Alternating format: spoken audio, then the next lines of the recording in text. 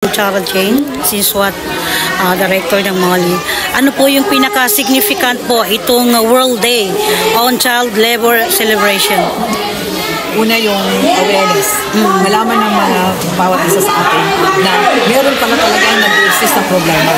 Na meron pala talagang issue patungkol sa mga kabataan na naghahanap buhay sa murang edad. Na dapat ang mga batang ito ay nakakapag-aral, nakakapaglaro, nagkakaroon ng chance na makita ang magandang mundo.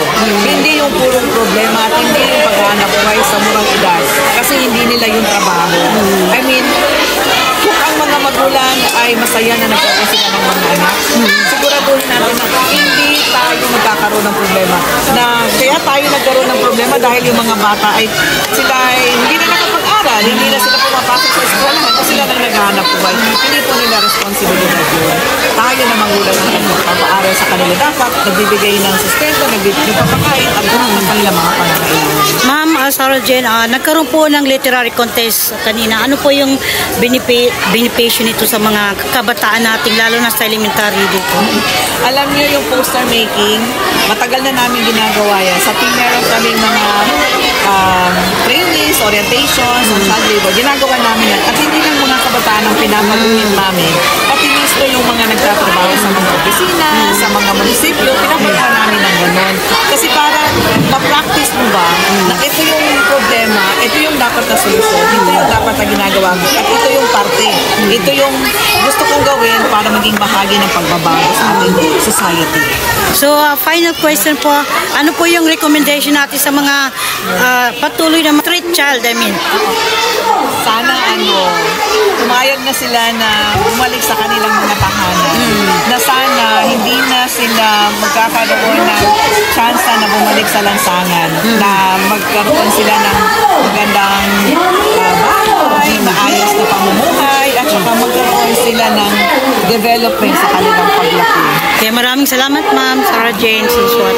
Sa mga kabataan, alam natin na buhay na yun. Pero kailangan kahit kanilang magulang nag-struggle pa rin tayo. May mga paraan para tayo ay makapag-aral. May mga scholarship. Dapat kanina nga meron sa mga kabataan na nagsabi, dapat pag mag-asawa ka, dapat prepared ka.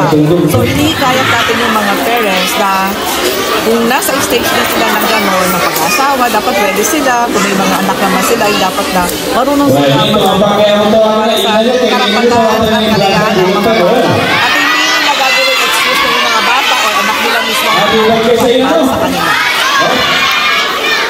Ayun, thank you so much.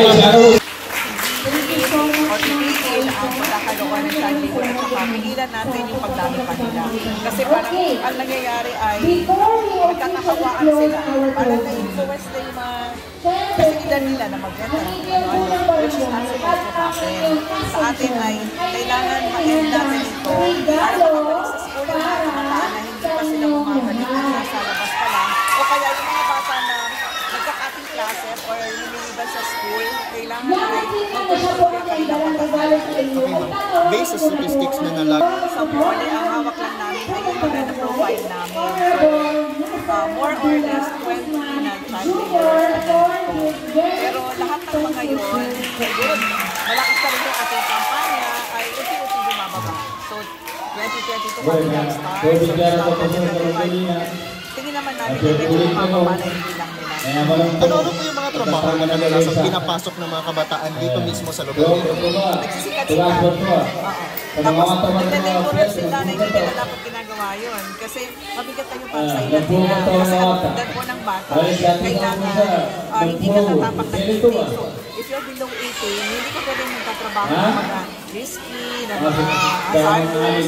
Pero hindi nagbebenta ng mga cellophane, mga nag-iitis, alam mo yung area ng mga natin vendor. So, nakita namin hindi yung magandang example para sa mga kabataan. Kaya namin siya nirescue. Aside from dito sa mother poblacion, ma'am, ano pang mga area ang target nyo na gawa ng ganitong uri ng activity dito sa Lungsod and other provinces? Poblacion 9, ongoing yung aming mga interventions doon. Meron din kami mga ginagawa pang mga activities like yung mga pag-educate sa parents nila, mga small group discussions. Tapos meron din tayo katulad mga binigay natin sa mga estudyante o mga kabataan dito sa Mother Poblacion. And then, we also have in other places like sa may Tamantaka areas. So, magkakasunod-sunod yun. So, meron din tayo mga nakita doon ng mga bata na hindi nila kumbaga, na ilalagay sa isip yung pag-aaral. Kasi more on naghahanap buhay, kasi marami silang problema like ang bayad ng mga school materials, projects, tapos enrollment na naman ngayon. So, yun yung problema natin.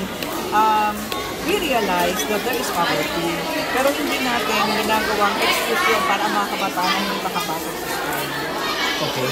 Bukod sa financial assistance, ma'am, ano pang mga help or support ang pwede niyong iparating sa ating mga bata na sangkot sa child labor? Pagbibigay ng school supplies. So, yung bag nila yung puno na kung ano yung mga gamit sa school. Hindi lang pencil, ball pen, etc. And then, meron din silang mga tablet, and then, o tigil ang pagkakagawa ng child labor at saka pigilan natin yung pagdami pa nila. Kasi parang ang nangyayari ay nagkakahawaan sila. Parang na-influence na yung mga kasigilan nila na magbenta ng which is not supposed to happen. Sa atin ay kailangan ma-end natin ito para makabalik sa school yung mga kabataan na hindi pa sila bumabalik na nasa labas pa lang. O kaya yung mga bata na nagkakating klase or lumiliban sa school, kailangan ay mag-control yung kanilang pagkakaroon. Okay, ma'am. Based sa statistics na nalag... Sa muli, ang hawak lang namin ay yung mga na-provide namin. So, more or less 20 na child laborers na pero lahat ng mga yun, good. Malakas pa rin yung ating kampanya ay unti-unti bumababa. So, 2022 kami nag-start. So, tingin naman namin yung medyo bumababa na yung bilang nila. Ano po yung mga trabaho na kadalasang pinapasok ng mga kabataan dito mismo sa lugar nito? Nagsisikat sila. Tapos, nagtatayo sila na hindi nila dapat ginagawa yun. Kasi mabigat na yung pagsahilan nila. Kasi ang tundan po ng bata, kailangan hindi ka natapak ng 18. So, if you're below 18, hindi ka pwedeng magtatrabaho ng mga risky, ng mga hazardous. Pero hindi nagbebenta ng mga cellophane, mga nag-iitis, alam mo yung area ng mga natin vendor. So, nakita namin hindi yung magandang example para sa mga kabataan. Kaya namin siya nirescue. Aside from dito sa Mother Poblacion, ma'am, ano pang mga area ang target niyo na gawa ng ganitong uri ng activity dito sa Lungsod and other provinces? Si Poblacion 9, ongoing yung aming mga interventions doon. Meron din kami mga ginagawa pang mga activities like yung mga pag-educate sa parents nila, mga small group discussions. Tapos meron din tayo katulad mga binigay natin sa mga estudyante o mga kabataan dito sa Mother Poblacion. And then, we also have in other places like sa may Tamantaka areas. So, magkakasunod-sunod yun. So, meron din tayo mga nakita doon ng mga bata na hindi nila kumbaga, na ilalagay sa isip yung pag-aaral. Kasi more on naghahanap buhay, kasi marami silang problema like ang bayad ng mga school materials, projects, tapos enrollment na naman ngayon. So, yun yung problema natin. We realize that there is poverty, pero hindi natin ginagawang excuse yun para ang mga kabataan hindi makapasok sa school. Okay. Bukod sa financial assistance, ma'am, ano pang mga help or support ang pwede niyong iparating sa ating mga bata na sangkot sa child labor? Pagbibigay ng school supplies. So, yung bag nila yung puno na kung ano yung mga gamit sa school. Hindi lang pencil, ball pen, etc. And then, meron din silang mga tablet, and then, Dito sa lungsod at sa iba't ibang bahagi ng Bangsamoro Region na patuloy na nasasangkot sa child labor pati na sa kanilang mga magulang. Sa mga kabataan, alam natin na mahirap buhay. Una yun. Pero kailangan tayo mahirap ang buhay struggle pa rin tayo. May mga paraan para tayo ay makapag-aral. May mga scholarship. Ang mga parents, dapat ang kanina nga meron sa mga kabataan na nagsabi na dapat pag mag-asawa ka, dapat prepare ka.